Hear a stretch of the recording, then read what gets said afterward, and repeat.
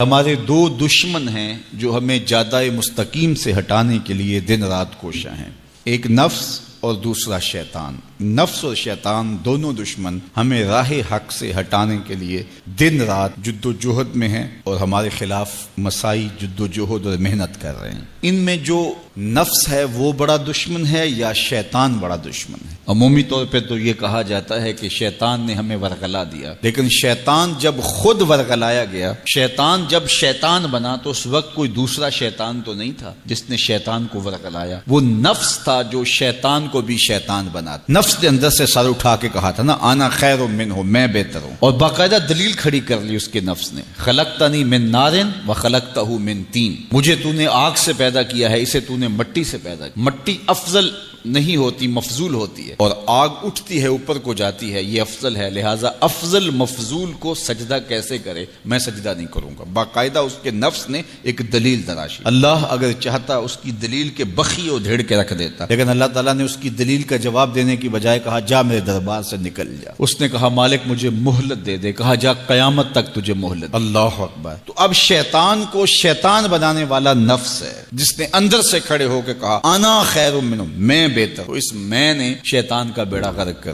انانیت اسے کہتے ہیں، انا خیر منہ، اس سے انانیت ہے، میں بہتر ہوں۔ ایک بزرگ تھے، انہوں نے ساری زندگی اپنی زبان پہ لفظ میں نہیں آنے دیا۔ وہ فرماتے تھے یہ وہ لفظ ہے جس نے شیطان کا بیڑا غرق۔ تو وہ اس مفہوم کو ادا بھی کرنا چاہتے تو بالفاظ دیگر کر۔ کسی نے سنا کہ فلاں شخص ہے، اس کی زبان پہ کبھی میں کا لفظ نہیں آیا، تو اس نے کہا لو اس کی زبان پہ یہ لفظ کیوں نہیں آیا؟ میں جاتا ہوں اور ان کی زبان پہ یہ لفظ آئے ہی آئے۔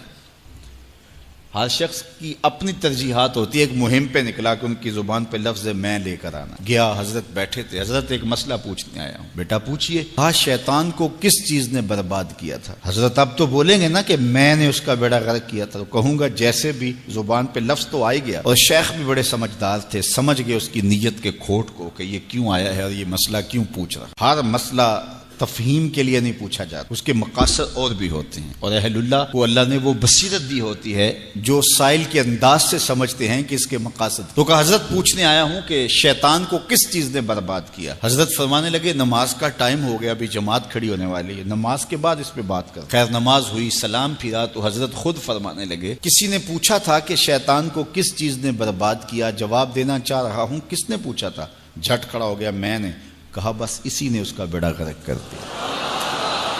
تو انانیت میں جو ہے یہ شیطان کو شیطان بنانے والی، نفس جس نے اندر سے سر اٹھایا اور کہا انا خیر منہ، میں بہتر ہوں، تو یہ شیطان کو شیطان بنانے والا نفس ہے۔ تو نفس شیطان سے بھی بڑا دشمن۔ اب ہمارے ساتھ دو بڑے دشمن لگے ہوئے، ایک شیطان اور دوسرا نفس، اور دونوں ہمارے باطن کو اجاڑنے کے لیے، ہمارے من کو بے چراغ کرنے کے لیے، ہمارے اندر کی روشنیاں بجھانے کے لیے دن رات کوشش۔ ایک تنہا ناتواں اکیلی جاں، دو دشمنوں کے نرغے میں، اور دونوں دشمن بڑے تگڑے اور بہت طاقتور، اور ہر وقت ہمارے اوپر حملہ آور۔ الشیطان جاسم علی قلب ابن آدم فاذا ذکر اللہ خنس وَإِذَا غَفَلَ وَسْوَسَ۔ حضرت نبی رحمت صلی اللہ علیہ وآلہ وسلم نے ارشاد فرمایا شیطان اولاد آدم کے دل پہ قبضہ جماتا ہے، اور جب بندہ غافل ہوتا ہے تو یہ وسوسے ڈالتا ہے، اور جب بندہ اللہ کا ذکر کرتا ہے تو یہ بھاگ جاتا ہے۔ تو شیطان وسوسہ اندازی کرتا ہے، باطن کو اجاڑتا ہے، من کو لوٹتا ہے۔ نفس اور شیطان دو بڑے دشمن تھے جو ہمیں جادہ مستقیم سے بہکانے کے لیے دن رات کوشاں تھے۔ اب اللہ کا کرم دیکھیے، اذا دخل رمضان سلسلت الشیاطین، جب ماہ سیام جلوہ فراز ہوتا ہے تو شیاطین جکڑ دیے جاتے ہیں۔ جو ہی ماہ سیام شروع ہوتا ہے، چاند طلوع ہوتا ہے تو شیاطین جکڑ دیے جاتے ہیں، پورا مہینہ وہ آزاد نہیں رہتے، جکڑ دیے جاتے۔ سلسلت الشیاطین، یہ جو مسجدوں کے دروازے کھل گئے، جہاں 1.5 صف ہوتی تھی وہاں 5 صف تراویوں میں ہیں، تو یہ شیطان کے بند جانے کی وجہ سے۔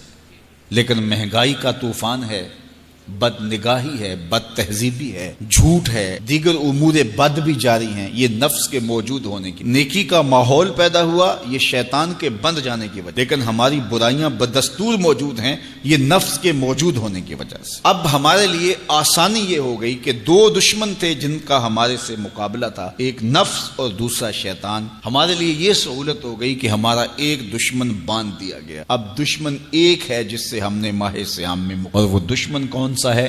نفس۔ اب نفس کا مقابلہ اتنا آسان بھی نہیں، یہ بہت ڈاڈا دشمن ہے، اندر کا دشمن ہے، گھر کا بھیدی ہے۔ باج فقیراں کسے نہیں ماریا، باہو ظالم چور اندر داہو۔ یہ بڑا سخت اور بڑا شدید قسم کا دشمن ہے۔ یہ اس کی چالیں بہت باریک، شیطان کی چالیں بھی بڑی باریک ہیں اور نفس کی چالیں اس سے بھی زیادہ باریک۔ اب کیسے مقابلہ کریں گے؟ شیطان بھی ہماری متاع عمل کو لوٹنا چاہتا ہے، حتیٰ کہ ہمارے ایمان کو برباد کرنے پر تلا ہوا ہے، اور نفس بھی چالیں چل رہا ہے، اور ہم اپنی زندگی لاؤبالی میں گزارتے چلے جا رہے ہیں۔ ہمیں پتہ ہی نہیں کہ ہم موت کے کتنا قریب ہو رہے ہیں، اور شیطان ہمارے اوپر، نفس ہمارے اوپر حملہ آور ہے، اور یہ چاہتے ہیں ٹھیک ہے یہ چلتا رہے، یہ رسمی زندگی گزارتا رہے، کوئی بات نہیں، اس کے اندر کو ہم لوٹ لیں، اور یہ دونوں دن رات لگے ہوئے۔ ماہ سیام آیا تو ہمارا ایک دشمن بند گیا، ہمیں تھوڑی سی سہولت مل گئی، اب ایک ہی دشمن باقی ہے جس سے مقابلہ کرنا باقی ہے، اور وہ ہے نفس۔ اب نفس سے مقابلہ کیسے ہوگا؟ تو کسی ایکسپرٹ سے پوچھیں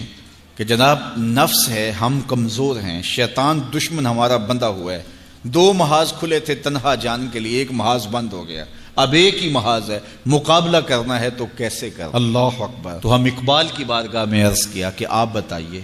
وہ کہنے لگے میں آپ کو اپنے مرشد مولانا رومی کے پاس لے جاتا ہوں۔ رومی کے پاس اقبال لے کر کے گئے تو رومی نے کہا کہ میں آپ کو ایک اور شخص کا پتہ بتاتا ہوں، اور وہ اتنا کامل ہے اور اس شعبے میں اس قدر ایکسپرٹ ہے۔ اس نے کہا ہفت شہر عشق را اتار گشت ما ہنوز اندر خمیں یک کوچام۔ عشق کے 7 شہر حضرت شیخ فرید الدین اتار گھوم چکے ہیں، اور ہم پہلے شہر کی پہلی گلی کے کونے میں کھڑے ہیں۔ یعنی اتنا بڑا شخص شیخ فرید الدین علیہ رحمہ، تو کہا وہ بتائیں گے تمہیں کہ نفس کا مقابلہ کیسے کرنا ہے۔ رومی کہتے ہیں کہ وہ میرے بھی استاد ہیں، رومی کہتے ہیں کہ وہ میرے بھی ہادی و مرشد ہیں۔ جس عشق کے شہر میں میں داخل ہوا ہوں اور ابھی کونے پہ کھڑا ہوں، اس طرح کے 7 شہر وہ گھوم کے بھی آئے ہیں۔ آؤ ان سے پوچھتے ہیں کہ جناب نفس قابو کیسے کریں؟ تو شیخ فرید الدین اتار نے کہا نفس نتواں کشت الا باسے چیز بات گوئم یاد گیرش اے عزیز۔ نفس نہیں مرتا، لیکن 3 اسلحے اگر آپ کے پاس ہوں تو یہ نفس ٹھہر بھی نہیں سکتا۔ غور سے سن لیجئے، روحوں میں اتار لیجئے، اور زندگی میں ہمارا مقصد ہے اس نفس کا مقابلہ کرنا۔ شیطان کا مقابلہ کرنا بھی ہمارا مقصد ہے، اور نفس کا مقابلہ کرنا بھی ہمارا مقصود زندگی ہے۔ ساری زندگی فریب میں ہم میں نہیں گزارنی، زندگی تیزی کے ساتھ گزر رہی ہے اور ہم آغوش موت میں اترنے والے ہیں۔ تو یہ ڈاڈے دشمن ہماری متاع عمل لوٹ رہے ہیں، ہمارے کیے ہوئے عمل کو عجب سے، تکبر سے، ریاکاری سے برباد کر دیتے ہیں۔ ہمیں پہلے عمل کی طرف جانے نہیں دیتے، پھر عمل کے اندر وسوسے ڈالتے ہیں، پھر عمل ہو جائے تو اس کو پھر برباد کرنے کی کوشش کرتے ہیں۔ کتنے ڈاڈے دشمن ہیں جن کے نرغے میں ہم پھنسے ہوئے ہیں۔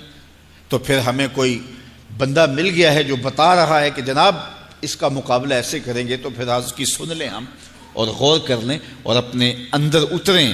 تو شیخ فرید الدین اتار ہمیں بتا رہے ہیں، تو سنیے وہ کیا کہہ رہے ہیں۔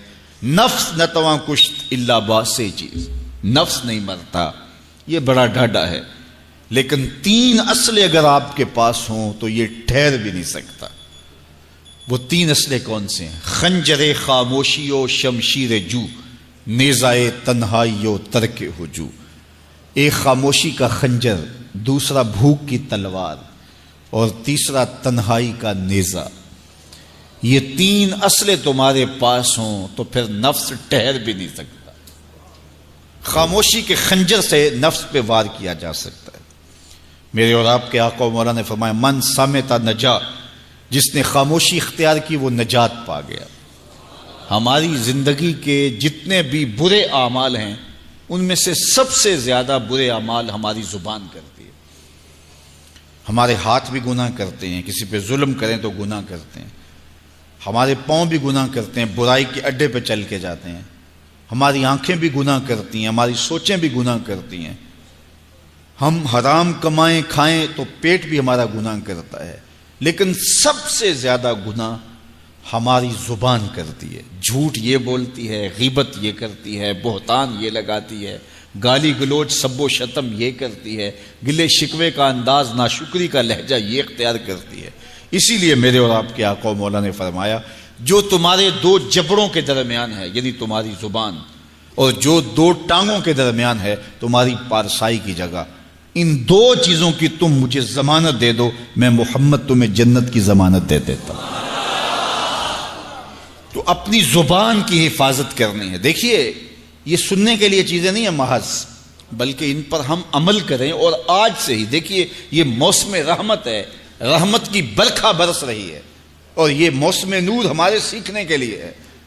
تو ہم اپنے نفس کو کیسے قابو کریں گے؟ دو دشمن تھے، ایک بندھا ہوا ہے، چھوٹ کے کچھ نہیں کر سکے گا اگر نفس کو قابو میں کر لیا، اور اگر ہم نفس کنٹرول نہ کر سکے وہ تو جہنم کی آگ میں اور زنجیروں میں جکڑا ہوا پیچ و تاب کھا رہا ہے کہ یہ جو ٹوپیاں پہنے ہوئے مسجدوں میں جاتے ہو نا، میں عید کے دن نپٹ لوں گا تم سے، وہ تو اور نفس کے ساتھ مل کے ہمارا بیڑا غرق کرے گا اور ہمیں اور دور کر دے گا اور ہماری باطنی اساس اور بنیاد اور کمزور کر دے گا۔ اس لیے ضرورت ہے کہ ہم اپنے نفس کو ان دنوں کے اندر کمزور کریں۔ اس کا پہلا نسخہ کیا ہے؟ خاموشی کا خنجر۔ آپ جب خاموشی اختیار کریں گے، زبان کو صرف ضرورت کے لیے استعمال کریں گے، تو پھر نتیجہ کیا ہوگا کہ آپ کے گناہ بہت کم ہوں گے، جھوٹ کم ہوگا، غیبت نہیں ہوگی، بہتان تراشی نہیں ہوگی، دیگر اعمال جو زبان کے ذریعے سے صادر ہوتے ہیں اور ہم گناہوں میں اضافہ کرتے چلے جاتے ہیں، تو زبان کو اگر کنٹرول میں کر لیں گے۔ اللہ اکبر! حضور علیہ الصلوۃ والسلام نے زبان کے کنٹرول کرنے کی تلقین کی، اور یہ بغیر ہڈی کے گوشت ہے، اس کو سنبھال لیا جائے۔ 32 دانتوں میں جکڑ کے رکھی گئی زبان ہے، لیکن یہ پھر بھی قابو میں نہیں رہتی۔ اس کو کنٹرول میں کر لو، اس کو قابو میں کر لو۔ ایک روایت میں آتا ہے جب صبح ہوتی ہے تو سارے اعضائے بدنیاں زبان کے آگے ہاتھ جوڑتے ہیں کہ بی بی تو نہ کچھ کرنا، تیری وجہ سے ہم سزائیں کاٹیں گے اور اذیتیں پائیں گے۔ تو زبان کو قابو میں کرنا، اور اس کا علاج کیا ہے؟ خاموشی۔ من صامت نجا، جو خاموش ہوا وہ نجات پا گیا۔ خنجر خاموشی، خاموشی کا خنجر ہو تو نفس کے لیے بہت بڑا وار ہے۔ دوسری بات، شمشیر جو، بھوک کی تلوار۔ بھوک کے ذریعے نفس کشی ہوتی ہے۔ نفس کا مقابلہ بھوک سے ہم کر سکتے ہیں، چونکہ جب بھوک ہوگی تو اس وقت بہت ساری خواہشات جو ہیں وہ دم توڑ جائیں گے۔ اللہ کے محبوب علیہ السلام کا ایک فرمان سنیے، بالخصوص نوجوانوں کے نام۔ یا معشر الشباب من استطاع منکم الباء فلیتزوج فإنه اغض للبصر واحسن للفرج فمن لم يستطع فعليه بالصوم فإنه له وجاء۔ فرمایا اے جوانوں کے گروہ، تم میں سے جو نکاح کرنے کی طاقت رکھتا ہے وہ دیر نہ کرے، جلدی نکاح کر لے۔ کیوں کہ نکاح نگاہ اور پارسائی کی جگہ کا محافظ ہے، تمہاری نظر کو بھی محفوظ کرے گا اور تمہاری پارسائی، تمہاری عصمت کے جوہر کو بھی محفوظ کرے گا۔ تو اگر کسی کے پاس استطاعت ہے تو وہ نکاح کرنے میں دیر نہ کرے۔ فَإِن لَمْ يَسْتَطِعْ، اور اگر کوئی طاقت نہیں رکھتا، اس کے حالات ایسے نہیں ہیں کہ وہ نکاح کر پائے، فَعَلَيْهِ بِالصَّوْمِ، تو فرمایا وہ کثرت کے ساتھ روزے رکھے۔ فَإِنَّهُ لَهُ وِجَاءٌ، روزے اس کے لیے قاطع شہوات ہیں اور اس کی مشکلیں آسان کرنے والے ہیں۔ تو نوجوانوں کو اگر استطاعت نصیب ہو جائے تو وہ شرم نہ کریں، وہ نکاح کی طرف بڑھیں تاکہ ان کی عصمت کے جوہر کی حفاظت ہو سکے۔ لیکن کسی وجہ سے نکاح میں تاخیر ہے تو پھر وہ کثرت کے ساتھ روزے رکھیں۔ روزوں کی کثرت گناہ سے، شہوات سے، برائی سے، گناہوں سے انسان کو بچاتی ہے۔ تو کثرت کے ساتھ روزے رکھے جائیں تو روزہ بھوک جو ہے وہ نفس کشی کا ایک مؤثر ترین علاج ہے، اور یہ میرے اور آپ کے آقا و مولا نے بیان فرمایا۔ تو بھوک کی تلوار جو ہے یہ نفس کشی کا ایک مؤثر ذریعہ ہے، اور نفس کا سر کاٹنے کے لیے بھوک کی تلوار ہمیں ہر وقت حمائل کیے رکھنی چاہیے اور ہر وقت اپنے ساتھ لٹکا کے رکھنا چاہیے۔ کثرت کے ساتھ ہمیں روزے رکھنے چاہیے۔ تیسری بات فرمایا نیزہ تنہائی، تنہائی کا نیزہ۔ جب آپ عمومی طور پہ مجلسی زندگی میں ہوں گے تو بہت ساری خطائیں اور بہت سارے گناہ مجلسی زندگی میں آپ سے سرزد ہوں گے، تو جب آپ تنہائی اختیار کر لیں گے تو بہت سارے گناہوں سے بچ جائیں گے۔ حضرت شاہ نقشبند بخاری علیہ رحمہ فرماتے ہیں کہ فقیر کے لیے سب سے بہتر جگہ اللہ کا گھر مسجد ہے، یا پھر کامل شیخ کی صحبت ہے، یا پھر تنہائی ہے۔ چوتھی جگہ سوائے ہلاکت کے اور کچھ نہیں ہے۔ العافیۃ فی العزلہ، عزلت میں، تنہائی میں عافیت رکھی گئی ہے۔ اس لیے اپنے آپ کو ایسے ہجوم میں، ایسی جگہوں پہ لے جانے سے روکیں، اپنے آپ پر ضبط کریں جہاں نظر پاک نہیں رہتی، جہاں خیال کی پاکیزگی کا سامان نہیں رہتا، اور جہاں آپ کی جو ہے وہ آپ کی زبان محفوظ نہیں رہتی۔ دوستوں کے ساتھ بیٹھیے، آپ عزیزوں رشتہ داروں کے پاس جائیے، ضرور ملاقات کیجیے، لیکن اس کا ایک اعتدال ہونا چاہیے۔ اگر آپ سمجھتے ہیں کہ کسی جگہ جاتے ہوئے، کسی جگہ پہنچ کر آپ کی نظر میں پاکیزگی نہیں رہے گی، خیالات میں گندگیاں گردش کرنے لگ جائیں گی، سوچوں میں آوارگی آنے لگ جائے گی، تو وہ شادی کی تقریب ہو یا کوئی اور تقریب ہو، وہاں جانے سے اپنے آپ کو روک لیں، کیونکہ وہاں جا کے آپ اپنا کوئی فائدہ نہیں کر رہے، اپنا نقصان کرنے جا رہے ہیں۔ تو جہاں آپ کو یقین ہو کہ آپ وہاں اپنے آپ کو بچا نہیں پائیں گے، اپنی حفاظت نہیں کر پائیں گے، تو وہاں سے تنہائی بہتر ہے، وہاں سے عزلت بہتر ہے۔ تو یہ تین چیزیں ہم اگر کر لیں تو یہ نفس کشی کا ایک مؤثر ذریعہ ہے۔ اب ماہ صیام کے اندر اللہ تعالیٰ یہ تینوں چیزیں ہمیں نصیب کرتا ہے۔ ہم زیادہ بولتے نہیں ہیں، روزے سے ہوتے ہیں، بلکہ فرمایا اگر تم سے کوئی شخص بحثے، کوئی الجھے، کوئی لڑائی کرنا چاہے، بدتمیزی کرے، تو اس سے کہو انی صائم، میں روزہ رکھا ہوا ہے۔ اور اسی طرح بھوک تو میسر ہوتی ہی ہوتی ہے۔ اور تیسری بات کہ عزلت بھی میسر ہو جاتی ہے، اس میں آپ ذکر کے لیے، فکر کے لیے، روزے میں آپ تلاوت کلام مجید کے لیے تنہائی اختیار کرتے ہیں۔ تو گویا روزہ ایک ایسی تربیتی ورکشاپ ہے کہ جس کے ذریعے سے آپ کے نفس کی تہذیب ہو جاتی ہے۔ جب نفس قابو میں آ گیا، نفس کنٹرول میں آ گیا، نفس کو آپ نے کمزور کر لیا، تو شیطان چھٹ کے بھی کچھ نہیں کر سکے گا، کیونکہ شیطان ہمارے اوپر حملہ کرتا ہے نفس کے ذریعے سے۔ باہر کا دشمن ہے اور نفس اندر کا دشمن ہے۔ ہمارے دیہاتوں میں چوری ہو جائے نا تو بوڑھے بزرگ مل کے بیٹھ جاتے ہیں کہ بتاؤ چوری کیسے ہوئی، تو ایک نقطے پہ سارے متفق ہوتے ہیں، اور وہ نقطہ یہ ہوتا ہے کہ کوئی اندر کا بھیدی ضرور ہے۔ جب تک کوئی اندر کا بندہ نہیں تو باہر سے کوئی آ کے از خود چوری نہیں کر سکتا، تو کوئی اندر کا بندہ ضرور موجود ہے۔ نفس اندر کا بھیدی ہے اور شیطان باہر سے آ کر حملہ آور ہونے والا ہے۔ اس لیے شیطان کو اندر آنے کا موقع نفس دیتا ہے۔ نفس کو ہی کمزور کر لیجئے، وہ آپ کا ساتھی بن جائے، نفس امارہ، نفس مطمئنہ بن جائے، اور وہ نفس جو برائی کا حکم دیتا ہے وہ نفس امارہ کہلاتا ہے۔ اور جب وہ کثرت ذکر سے، عبادت سے نفس مطمئنہ بن جاتا ہے تو پھر وہ شیطان کے لیے رکاوٹ کا ذریعہ بن جاتا ہے اور آپ کی زندگی محفوظ ہو جاتی ہے۔ اور یہ ہمارا کام ہے، یہ ہمارے کرنے کا وظیفہ ہے۔ دیکھیے حضرت انسان کو اللہ نے اختیار دیا، زندگی دی، فہم دیا، ادراک دیا، گناہ کی قوتیں اور نیکی قوتیں ساری اس کے ساتھ لگی ہوئی ہیں۔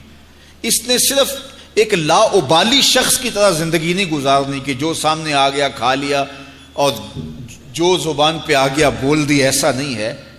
یہ تو انسان ہے، اس کو تو اپنی زندگی کی راہیں خود متعین کرنی ہے کہ میری دنیا آخرت کے لیے نفع بخش کیا چیز ہے اور نقصان دہ کیا چیز ہے۔ انا ہدیناہ السبیل اما شاکرا و اما کفورا، کہ ہم نے اس کو دونوں راہیں دکھا دی، وہدیناہ النجدین، اس کو پتہ ہے یہ اچھائی ہے، یہ برائی ہے، اس نے اس سے اجالنا ہے اپنے اندر کو اور اپنے باطن کو سنوارنا ہے۔ تو ماہ صیام ہمارے لیے موسم رحمت اور موسم نور ہے، جو ہمارے اندر کی روشنی کا سبب اور ذریعہ ہے۔ تو آئیے یہ موسم اللہ نے ہمیں نصیب کیا، قرآن مجید کی کثرت سے تلاوت کریں، نفس کمزور ہوگا، تنہائی اختیار کریں، نفس کمزور ہوگا، اپنی زبان پہ قابو کر لیں، نفس کمزور ہوگا، بھوک تو ہم روزے کی وجہ سے کاٹتے ہی کاٹتے، نفس کمزور ہوگا۔ اب شیطان چھٹ کر بھی عید کے دن ہمارا کچھ بگاڑ نہیں سکے گا اگر ہم نے اپنے نفس پہ قابو پا لیا، اور اگر نفس پہ قابو نہ پا سکے تو شیطان تو پھر پیچ و تاب کھا رہا ہے، اور وہ ہمارے اوپر پھر اور زور و شور کے ساتھ حملہ ہوگا اور ہماری متاع عمل کو لوٹ لے گا۔ تو پھر کیا فائدہ ہوا کہ سارے مہینے کی محنت کی، عید کے دن، عید سے 4-5 دن بعد ہم نے لٹا دی، تو فائدہ کیا ہوا؟ اللہ نے اس عورت کی مثال بیان کی ہے قرآن میں جس کا توازن ذہنی ٹھیک نہیں تھا، اور وہ سارا دن سوت کاٹتی رہتی تھی اور شام کو اپنے ہاتھوں سے توڑ دیتی تھی۔ تو کہا کہیں ایسا نہ کرنا کہ تم بھی اس عورت کی طرح ہو جاؤ کہ اپنے ہاتھ سے کاٹا ہوا سوت اپنے ہاتھوں سے ہی توڑ دو۔ پورا مہینہ بھوک کاٹی، پیاس کاٹی، تکلیفیں گوارا کی، اور شام کو جو ہے وہ اپنے ہاتھ سے وہ سوت کاٹنے والی خاتون سوت توڑ دیتی ہے۔ تو کہیں ہم بھی ایسے نہ ہو جائیں کہ مہینے کی محنت ہر سال عید یا عید کے چند دن بعد برباد کر لیں، پھر اگلے سال مہینے کی محنت کریں، پھر عید کو برباد کر دیں، تو کیا فائدہ ہوا؟ تو ہم نے جو نعمت سمیٹی ہے، جو چیز دی ہے، جو چیز حاصل کیا، اس کو جذب کر لیں روح کے اندر، اس کو اپنے من کے اندر اتار لیں۔ اہل ایمان کو ایک دعا تلقین کی گئی ہے، وہ کیا دعا کرتے ہیں؟ ربنا لا تزغ قلوبنا بعد اذ ہدیتنا، اے اللہ ہدایت کے بعد ہمارے دل کو پھر دوبارہ ٹیڑھا نہ کر دینا۔ اگر ہدایت دی ہے تو وہ نصیب ہی رہے، وہ من میں جذب ہو جائے، وہ روح میں اتر جائے۔ تو میں اور آپ اپنی زندگی کو اللہ اور اس کے رسول کے نام پہ لگایا ہے، تو پھر اپنی ساری زندگی کو اللہ اور اس کے رسول کے نام پہ لگا دیں۔ اس نے قرآن کو کھول کر نہیں دیکھا، راتوں کی تنہائیوں میں اس کی تلاوت نہیں کی، اس کے پیغام کو نہیں سمجھا، تو یہ آنکھیں اس لیے رب نے دی تھی کہ اس سے میرا قرآن پڑھو، تو قیامت کے دن وہ شخص نابینا اٹھایا جائے گا۔ میرے حضور نے ارشاد فرمایا کہ راتوں کی تنہائیوں میں اٹھ اٹھ کے قرآن پڑھا کرو اور قرآن پڑھتے ہوئے رویا کرو۔ پھر کہا فَإِن لَمْ تَبْكُوا فَتَبَاكُوا، اگر رونا نہ آئے تو رونے کی کوشش کیا کرو۔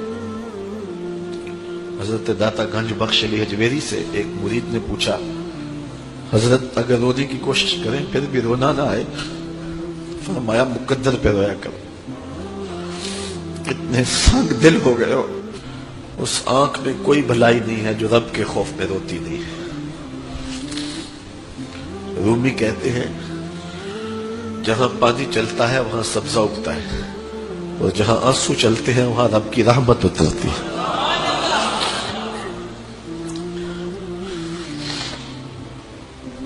تو کہا راتوں کی تنہائیوں میں اٹھ اٹھ کے قرآن پڑھا کرو، قرآن خود نور دیتا ہے، اس کی تلاوت کیا کرو۔ ایک حدیث ہے، جب میں نے پہلی بار پڑھی تھی تو میرے اوپر ایک کپ کپی طاری ہو گئی، اور وہ لمحے دوبارہ تو نہیں اس انداز سے مل سکے، لیکن جب بھی میں پڑھتا ہوں ایک گھاس ملتا ہے۔ فرمایا قرآن یہ اللہ کی وہ لٹکتی ہوئی رسی ہے جس کا ایک سرا تمہارے ہاتھ میں ہے اور دوسرا سرا تمہارے رب کے ہاتھ میں۔ کرنٹ لگتا ہے کہ یہ وہ قرآن ہے جس کا ایک سرا رب کے ہاتھ میں ہے تو دوسرا سرا تمہارے ہاتھ میں ہے۔ تو کہا قرآن ڈائریکٹ فیض دے گا، قرآن ڈائریکٹ نور دے گا۔ علامہ اقبال نے اپنے ایک ملنے والے کو خط لکھا، کہا ترجمہ نہیں بھی آتا تو پھر بھی تلاوت کرو، خالی تلاوت کرنے والے کے قلب کا تعلق حضور کے دل سے جڑ جاتا ہے۔ سیارہ ڈائجسٹ کا ایک قرآن نمبر چھپا تھا، اس میں ایک شخص کی کہانی لکھی تھی کہ قبر کھودتے اس کی قبر کھل گئی، لوگوں نے دیکھا کہ قبر میں روشنی ہے اور کفن بھی میلا نہیں ہوا، اور وہاں گلاب اگے ہوئے ہیں جس کی خوشبو سے ماحول میں عطر پھیلا ہے۔ تو لوگ اس نشان پہ صاحب قبر کا گھر تلاش کرتے رہے، اس کی بیوہ سے ملاقات ہو گئی، اگرچہ وہ بہت زیادہ بوڑھی ہو چکی تھی۔ پوچھا تیرے شوہر کا کیا عمل ہے کہ ہم نے اس کی قبر میں روشنی بھی دیکھی ہے اور خوشبوئیں بھی دیکھی؟ اس نے کہا میرا شوہر ایک دیہاتی شخص تھا، مجھے کوئی اس کا ایسا عمل نظر نہیں آتا، ہاں یہ مجھے یاد ہے کہ وہ قرآن مجید تو نہیں پڑھا تھا لیکن اس کتاب سے محبت اسے بڑی تھی، اور صبح جب نماز پڑھنے جاتا تو لوگ قرآن مجید کھول کے بیٹھتے تو اسے بڑا دکھ ہوتا کہ میں بھی قرآن پڑھا ہوتا تو مجھے بھی یہ برکت نصیب ہوتی۔ اب گھر آتا تو اس کے قدم بوجھل ہوتے، گھر آ کے طاق پہ پڑے ہوئے قرآن مجید کے نسخے کو اٹھاتا اور کھولتا اور ایک ایک سطر پہ انگلی رکھتا اور کہتا مالک مجھے نہیں پتا یہ کیا لکھا ہے، لیکن جو لکھا ہے سچ لکھا ہے۔ پھر نیچے آ جاتا، کہتا مالک مجھے نہیں پتا یہ کیا لکھا ہے، میری بدقسمتی کہ مجھے نہیں پتا، لیکن جو لکھا ہے سچ لکھا ہے، تیرا کلام ہے۔ انگلیاں پھیرتا جاتا اور یہ کہتا چلا جاتا یہ بھی حق ہے، یہ بھی حق ہے، یہ بھی حق ہے اور یہ بھی حق ہے۔ تو آج اس کی قبر میں جو اجالے پھیلے ہوئے ہیں تو اس قرآن کی محبت کی وجہ سے ہے۔ اللہ ہم سب کی قبروں میں روشنیاں کر۔ چونکہ ہماری تحریک قرآن مجید کی تحریک ہے تو اللہ کی کرم نوازیاں ہو جائیں۔ ہم اس کتاب کا حق تو ادا نہیں کر سکتے، لیکن نوکری تو اللہ نے ہمیں نصیب کر دی ہے۔ اللہ اس کتاب کی برکتیں ہمیں نصیب کرے۔ تربیت کا اصول اہل علم نے بتایا ہے کہ 7 سال تک بچے کو سینے سے چمٹا کے رکھو، 7 سال سے لے کر 14 سال تک بچے کو غلام بنا کے رکھو، 14 سال سے لے کر 21 سال تک بچے کو دوست بنا کے رکھو، اس کے بعد 21 سال کے بعد ان کی تربیت مکمل ہو جائے گی۔ یہ 3 مراحل ہیں۔ پہلے 7 سال گود میں اٹھا کے رکھو، اور آج بھی بعض جگہ پہ، یہاں جاپان کے اندر اب انہوں نے اجازت دیا کہ 7 کے 8 سال کے بعد بچہ اسکول جائے گا۔ پہلے 10 سال تک غالباً ان کا تھا، 10 سال تک وہ اسکول نہیں جانے دیتے تھے بچے کو کہ ماں ہی تربیت کرے۔ سب سے بہتر تربیت کی درس گاہ، آماج گاہ یہی ہے ماں کی آغوش۔ تو یہ جو 3 ساڑھے 3 سال کے بچوں کو ہم ماں اپنے سے دور کرنے کی کوشش کرتی ہے، نہیں، 7 سال بچے کو سینے سے چمٹا کے رکھے اور زیادہ وقت ماں دے، اور عمل سے سیکھتا ہے۔ اس لیے جب کوئی ماں باپ بن جائے تو اپنی عادتیں پرانی چھوڑ دیں اور اچھی عادتیں اختیار کرے، تاکہ وہ عادتیں اولاد کے اندر منتقل ہوں۔ الوالد سر لابیہ، عمومی قاعدہ یہ ہے کہ والدین کا عکس ہوتی ہے اولاد، والدین کا راز ہوتی ہے اولاد۔ بہت سارے لوگ آتے ہیں ہمارے پاس، جناب یہ ہمارے بچوں کو کوئی تعویذ دے دو، کوئی ان کے لیے دم کر دو، ان کو اپنا مرید بنا لو، ان کو اپنے پاس رکھ لو، ان کو اپنی صحبت میں رکھو، یہ نماز بھی نہیں پڑھتا، چلو ہم نہیں پڑھتے تو یہ تو پڑھے۔ تو میں کہتا ہوں جب آپ نہیں پڑھتے تو یہ کیوں پڑھے؟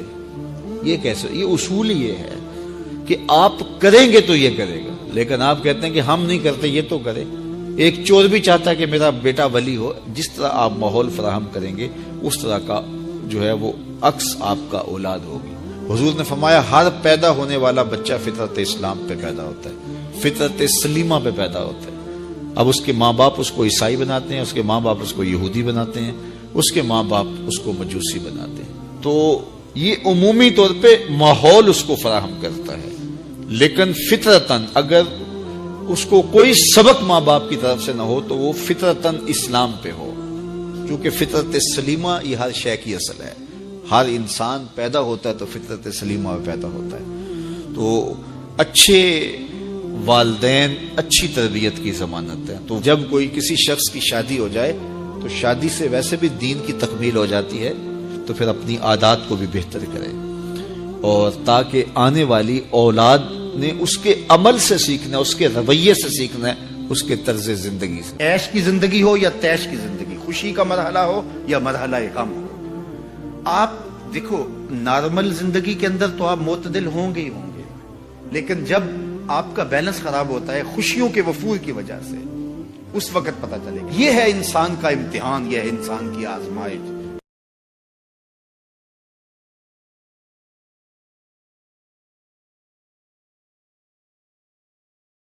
جو لینا ہے سی تے لکھیا وچ نصیباں، بے پرواہ نال محمد، زور نہ اساں غریباں، بے پرواہ نال محمد، زور نہ اساں غریباں تے جس دل دے